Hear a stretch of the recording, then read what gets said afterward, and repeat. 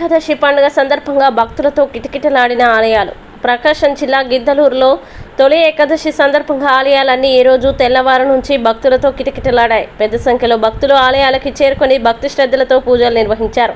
ఈ సందర్భంగా గిద్దలూరు పట్టణంలోని రాచర్ల రోడ్డులో గల వెంకటేశ్వర స్వామి ఆలయ ప్రధాన అర్చకులు దుర్భాక రాజేష్ శాస్త్రి మాట్లాడుతూ, ఏకాదశి హిందువులకి అత్యంత ముఖ్యమైన తిథి.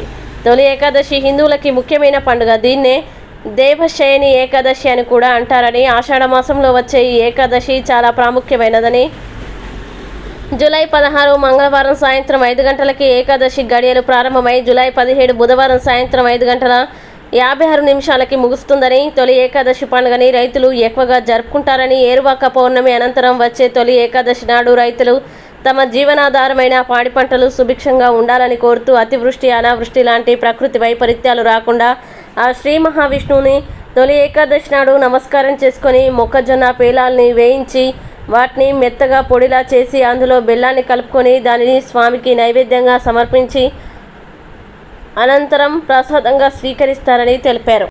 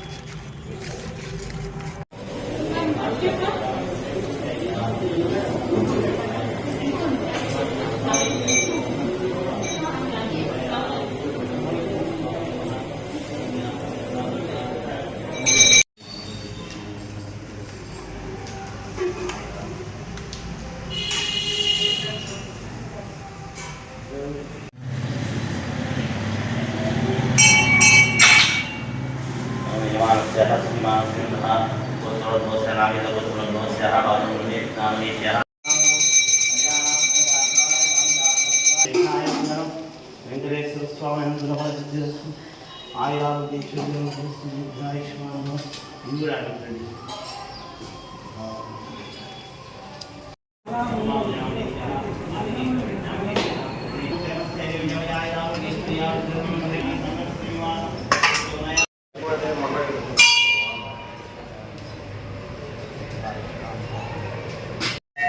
పూజారి ఎవడండి నీ లోగో?